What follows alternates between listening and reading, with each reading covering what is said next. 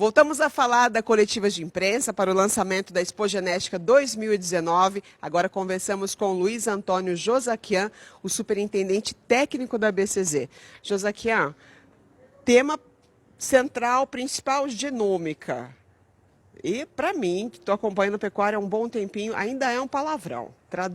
Tenta traduzir. Então, a genômica, na verdade, ela é mais simples do que parece, né? As técnicas que estão por trás da genômica são complexas, demandaram anos de estudo, mas a genômica se resume em a gente tentar correlacionar o DNA dos animais com as funções produtivas. Em síntese, é isso que todo o esforço é para isso.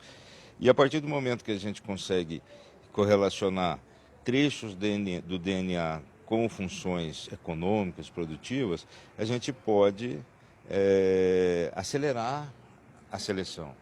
Não só acelerar, mas ser mais assertivo, mais confiante no processo.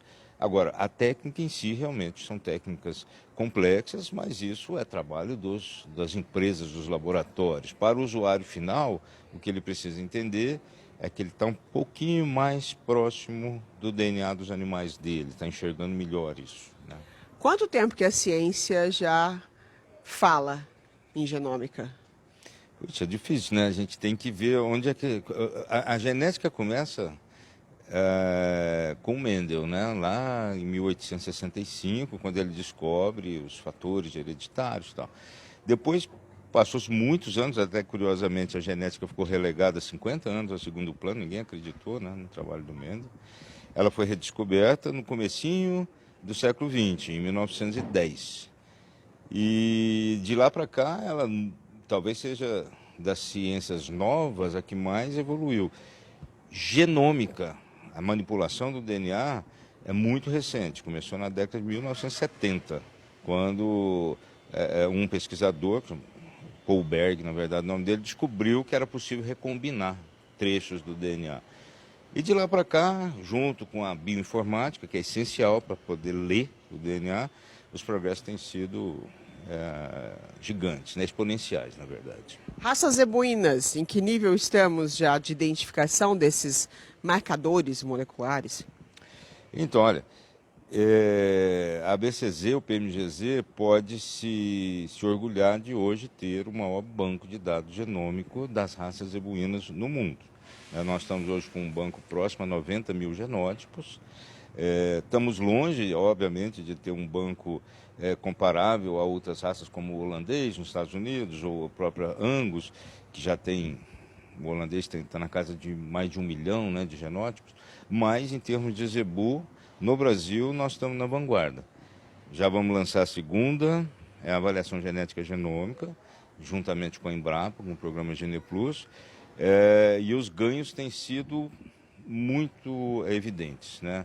O ganho especial que a gente tem na tecnologia que nós estamos usando é o aumento do que a gente chama de acurácia, para as características de difícil mensuração, que são caras, por exemplo, como medição de qualidade de carcaça através de ultrassonografia, ou da permanência no rebanho de vacas eficientes, são características mais difíceis de serem medidas, ou levam muito tempo para serem medidas, e a genômica vem acelerando esse processo. Então a gente teve ganhos da ordem média de 70% de aumento na confiança, na acurácia dessas características. Inclusive, a acurácia vai ser um tema central de uma roda de debate, né, de uma mesa redonda, de todos os programas de avaliação, né?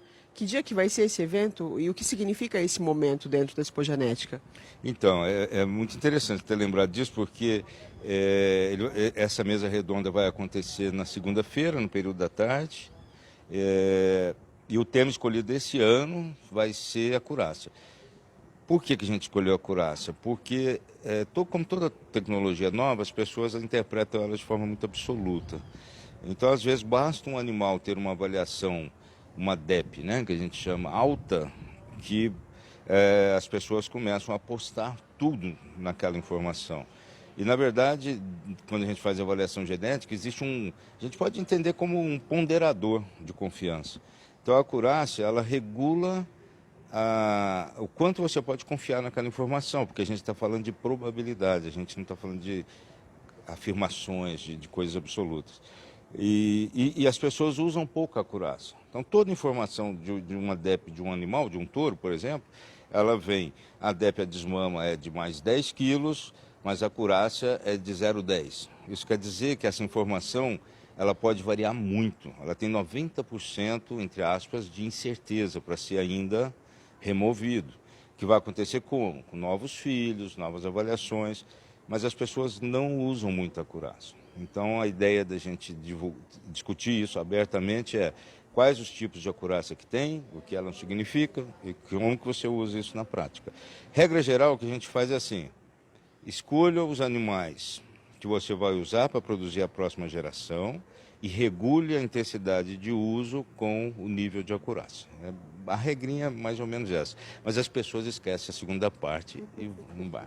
Vai meio na empolgação. Exato. Aproveitando sua presença aqui no Fala Carlão, recentemente a gente trabalhou um assunto lá pela equipe, né, sobre uma situação que existe no mercado de touros que não têm avaliação genética, não poderem comercializar sêmen pelo mapa, e tem uma reclamação de uma parcela grande de criadores que registram os animais, né? Tem o certificado de origem e tudo mais. E nisso também veio à tona um grande conflito, eu diria, de quem faz avaliação genética e quem produz animais e seleciona mais por morfologia. Quem está certo, quem está errado nessa briga, e todos estão certos, todos estão errados. Quero a sua opinião. Eu li a sua matéria, muito pertinente. Realmente a gente tem essa situação hoje, a gente vivencia esse problema. Mas eu diria assim, os extremos não são bons, né? Eu acho que é perfeitamente possível combinar o que há de bom no mundo das avaliações genéticas, nos números, e o que tem de bom e de efetivo no mundo das avaliações visuais, da consistência de pedigree. Raça é um conceito muito importante. Raça te garante confiabilidade, te garante transmissibilidade de características. Então isso é importante, sim. Eu acho que esse grupo tem uma boa parcela de razão em reivindicar esses valores. Eu acho que a BCZ tem responsabilidade com isso também.